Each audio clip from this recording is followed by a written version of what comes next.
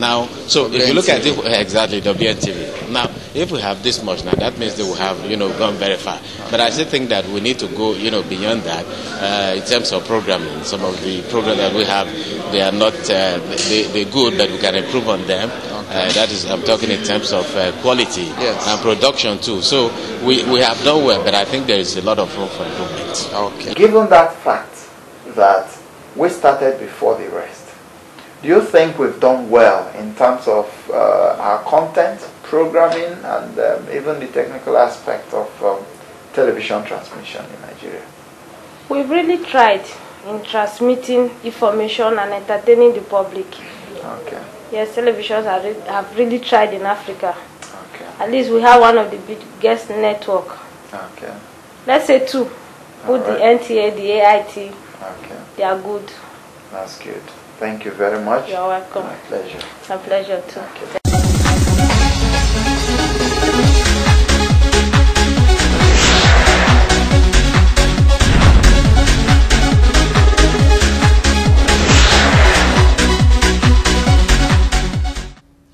You're welcome back. You're still watching A Chat to the Professional, the show that has been designed to x-ray the activities of professional individuals and corporate bodies.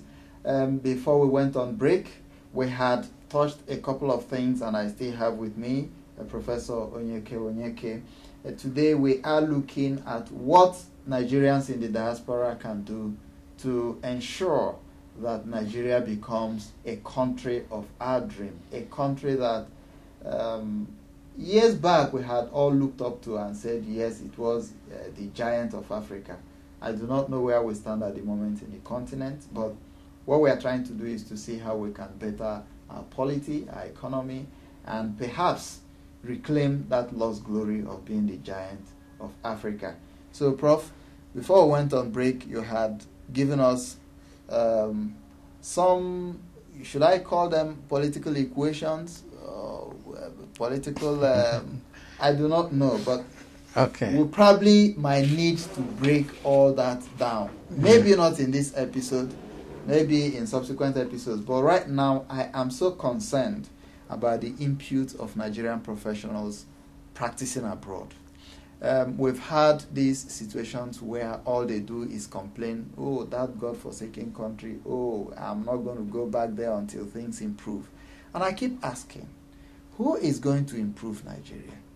The country where you are in was built by someone. So what do you think our people should do? Our people who are living outside this country who are doing very well.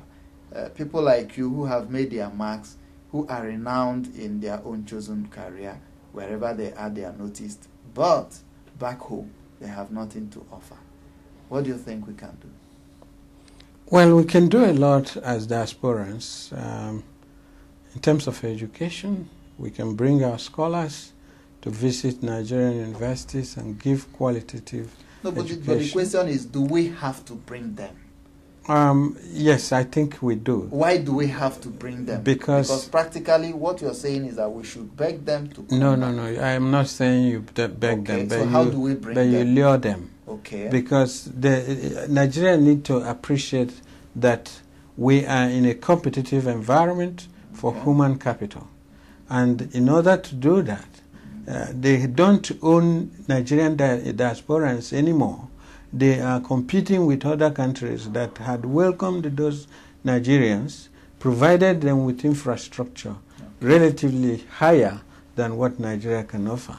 And when Nigerians in diaspora need to come back, we sacrifice certain things to come back here to lift Nigeria up. Again, I want to disagree that without diasporans, Nigeria can't grow. Because what we need to do is to appreciate that this is our country. And that we need to do whatever we can do to improve our country. And we cannot do it without my third equation, which says KSAC equals C. And K is talking about knowledge, skills, attributes, competence, and that gives you an individual C, which is confidence. Nigerians' economy today do not guarantee Nigerian confidence. Nigerian education today do not guarantee Nigerian confidence. Nigerian political structure do not guarantee Nigerian confidence. And unless we build Nigerians that are confident enough, they cannot compete in the global market. And we need Nigerians that can compete in the global market, industrially, politically, governance-wise, and leadership. So how do we ensure that such confidence is built? We need to improve our knowledge channel. Okay. We need to improve our skills channel, and we need to improve our attitude. Okay. And our competence needs to be enhanced as well. And when we do this, we produce a confidence that can outweigh any socioeconomic downturn. What was the school system like when you went to school in Nigeria? And since you came back, have you taken a look, have you taken interest in finding out what goes on in our school system, the educational system? Are we having an improvement or do we have a decline? Let me tell you one thing. I'm not advocating that we should all speak English perfectly. Yeah. But we've adopted English as our lingua franca. Yeah. And English being our lingua franca, we need to be linguistically competent in order to improve our education.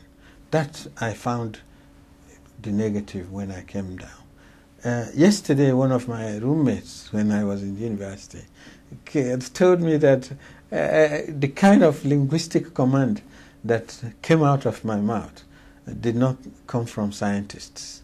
And as you said, I started from science. So in that... And so it's not a general knowledge that scientists and engineers do not know how to speak English. Well, that is an assumption, because I have disproven that. Yes. You know, the kind of English you speak, and if you go to Google and Google my name, you will see an article called The Power of Words. If you can appropriately allocate words to scenarios, to venues, to events, yes, then you are going to produce a distinguished person. And that distinction gives that person the confidence to skyrocket. Nigerian education needs to improve our linguistic command, be it Igbo language, be it Hausa, be it Yoruba, be it Ibibio, or which other language, in addition to our English, so that when we communicate, I can tell you that my English command is improved by my ability to speak my dialect, which is a second language. Yeah. But the way I coin my words and coin my theory and philosophy reflects what my father and my mother taught me. And that's why I'm advocating that we improve our family education, industrial education, technical education, in addition to enhancing our conventional education. All right. Finally, given the opportunity to be in a position of authority, what would you immediately tackle to ensure that all these your theories becomes practicable? The 10 factors are not going to go away from me. I eat it like oil. Or yam with oil. Yeah. You know? Wherever I go, I'm going to be talking about you must play the politics of the organization. Don't joke about it. Don't tell me you're not a politician. Because you must, in every organization there is a limitation, a certain degree of politics. Yeah. The policies must be there. The procedures must be there. You must be guided by the principles, and you must be process-wise. You must also follow protocol, and you must practice it diligently. And you must understand the technology in the organization. And when you understand the technology and the laws of the organization, the culture of the organization glooms and produces you as a person from the organization. Yes. Does it mean that at the moment you've not been able to identify all this? Because my question is, haven't identified all this, what would be your first point of call? My first point of call is to direct Nigerians to be complete in whatever they do. Today they are not complete. I tell you what, and how would you achieve that? I will achieve it very easily.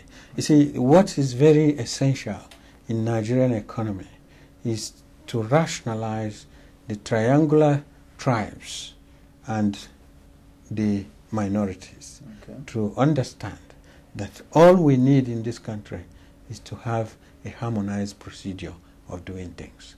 And that we're not doing now. Well, so much of theory, and in a matter of weeks, we'll be talking about another round of elections, which I believe will determine where we're heading to, given all you've, pictured. Your final word. What's your take on 2011 elections? Well, that's actually why I'm here, because I want to put this theory into practice in Nigerian political structure. And being a consultant to a main interesting political party, you are going to see the difference in the way they used to do things and the way they are doing it now. And we are not looking forward to the way it had been done before, the status quo. We need to rationalize and revolutionize the status quo. And have a new beginning, perhaps. Yes, eventually. All right. It's been my pleasure chatting with you. What you have is what we call a professional handshake, which is a tradition on the show. And we do that to entice the youth, the younger ones, to aspire to be like you. So that when they work hard, they too could walk up someday and have this professional handshake. So it's been my pleasure chatting with you. And we hope that very soon you will come to tell us how much of practice you've been into, to prove to us that your theory could actually take us to where we should be. Thank you very much. All right, viewers, at this moment, I must go for another short break. A chat to the professional returns after this time out to wrap up. Please stay.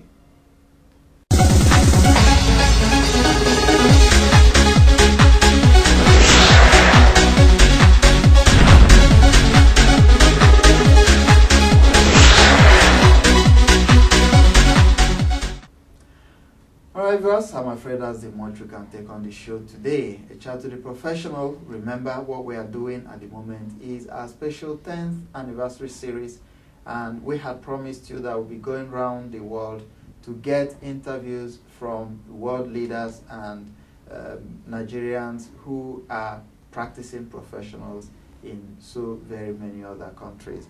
And so by next week when I come your way, perhaps we shall be having one of such professionals talk to you about an issue that generally will impact on our lives. So till next week when I come your way, I remain Martin Sobu saying stay blessed, and I'll see you.